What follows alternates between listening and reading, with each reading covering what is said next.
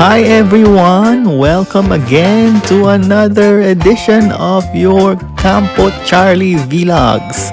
Today we will continue our La Union tour this summer of 2022. We are now on our day 2 of our 2 nights, 3 days trip in La Union.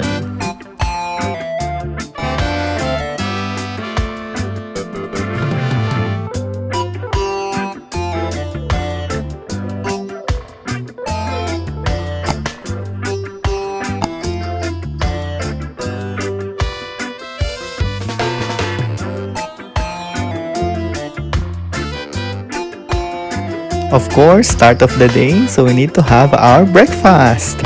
By the way, this breakfast is already brought to you by our group tour provider. This is part of the accommodation and free breakfast inclusion on our tour package. Itinuro na nila tong place na to bago kami mag-check-in. Nasa bungad lang to, katabi lang nung Elyu tagpuan or Elyu Classic tawag nila dun sa store na yon.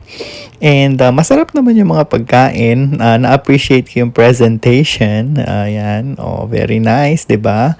And gusto ko yung pagkakaluto nila ng eggs. Ayoko kasi nung masyadong cook yung pagkaka-sunny side up. Yan. Gusto ko yung medyo parang ano lang siya.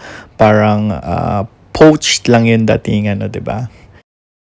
Tip, if you're going to use your complimentary breakfast or breakfast buffet in your accommodation and you don't want to line up with the crowd, try to wake up very early and take your breakfast first thing of the day. Or you can take a late breakfast before noontime. But make sure that you call up the restaurant or your breakfast provider to check and make sure that there's still available menu. Ang hirap naman kumain na parang leftovers na lang yung makukuha mo or antok na antok ka pa habang ngumunguya ka. Or if you also have an option to have your breakfast delivered to your room, that would be an excellent choice.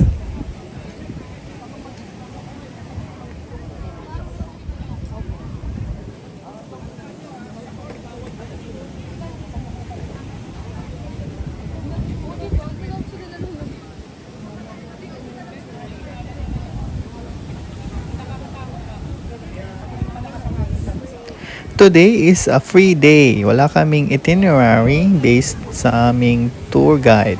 Kaya we will be spending most of the day here at the beach and we will be taking with you here at La Union, San Juan area kung saan maraming nagsisurf. Ayan. At ang dami din nagbibilad. So, parang talagang nilalasap nila ang sikat ng araw. Lalo na ngayon lang tayo nagkaroon ng chance to go out under alert level 1 of this pandemic period.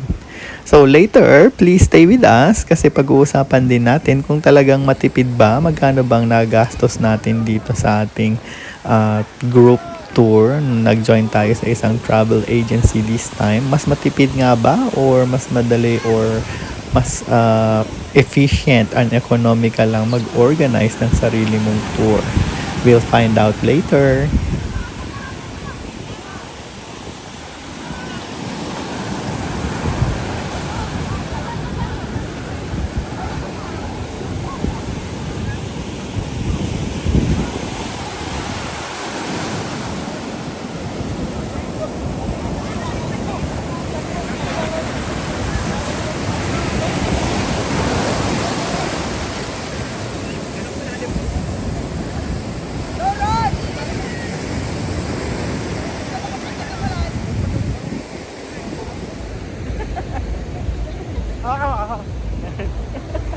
Oh, ang saya-saya, 'di ba?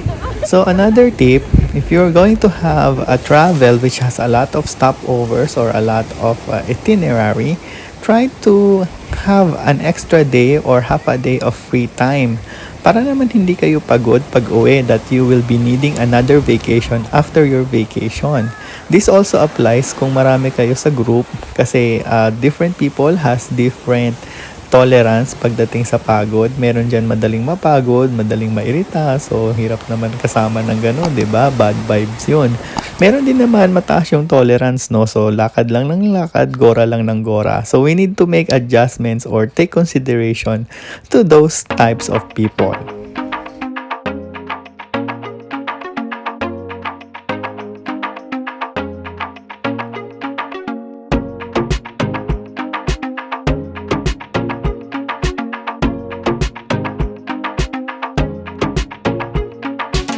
Ito na, no? Magkano ba talaga yung nagastos natin dito sa travel na to? Is this more cost efficient? Mas matipid ba siya? Or mas magastos ang mag-join sa travel agency? Mas madaling mag-commute? So as I mentioned there on the screen, it depends on the travel agency. For us, this trip, around 3,899 kasi bumukod kami ng kwarto.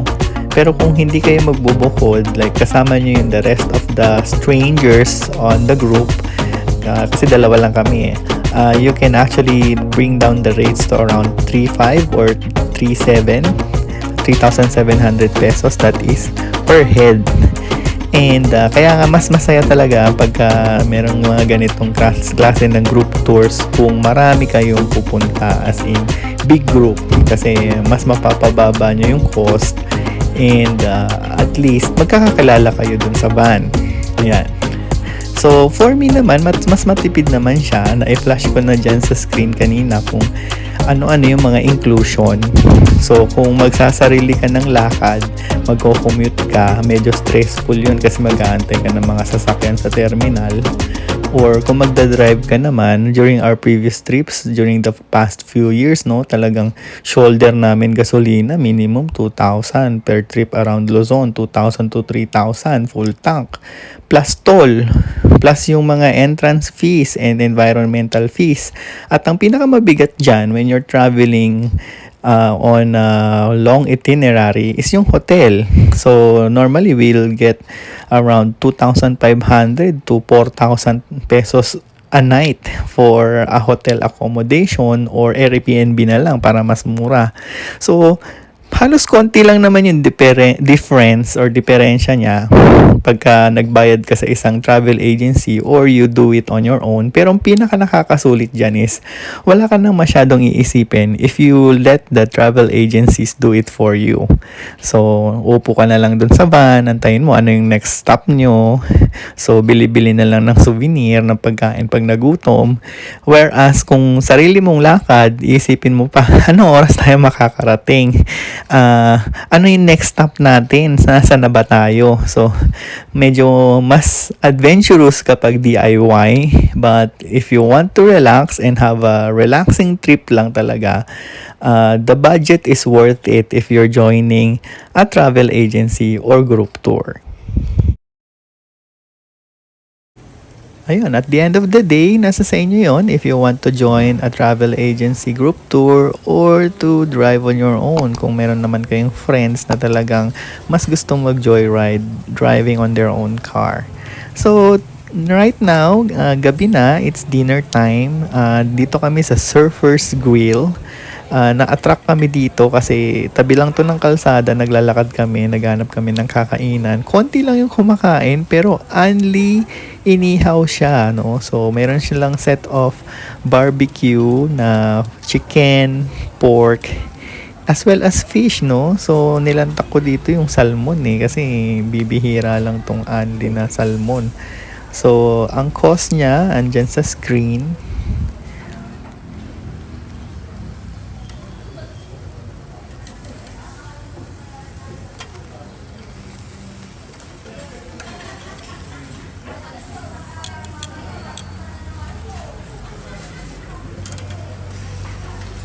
Natakam ka na ba? So, mura, 'di ba? 299 pesos lang. Only barbecue na. Marami siyang choices like seafoods, isaw, chicken feet, other inasal slices, and also pork barbecue.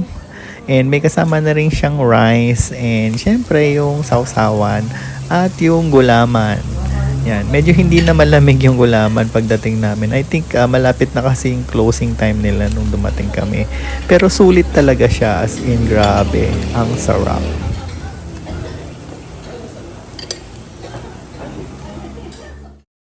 Yan, ayan, pauwi na kami. Medyo naghanap lang kami ng coffee shop pero medyo maaga pala nagsasara yung mga coffee shop, no? Ang natira dito itong mga grill and resto bar dito sa complex na to sa Tagpuan. So, till next week, abangan nyo yung aming final installment ng aming La Union Tour on day 3. And please like and subscribe to our channel for more of our camping, travel, and honest review videos. Until next time mga ka-campers!